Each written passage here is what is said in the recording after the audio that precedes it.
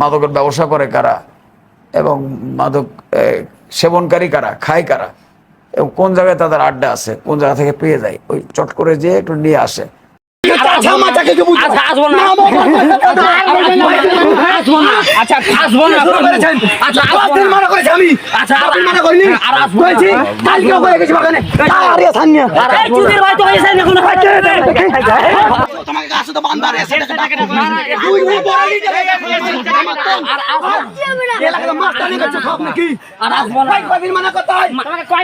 মাদকের যারা ব্যবসা করে এবং মাদকের সাথে যারা জড়িত সেবনকারী, তারা কিন্তু একই চক্রের লোকজন, ওদের ছত্রে সে কাজগুলো করে। এই জায়গায় আপনি যাকে পাবেন তাকে ধরেন, তার শাস্তির বিধান করেন।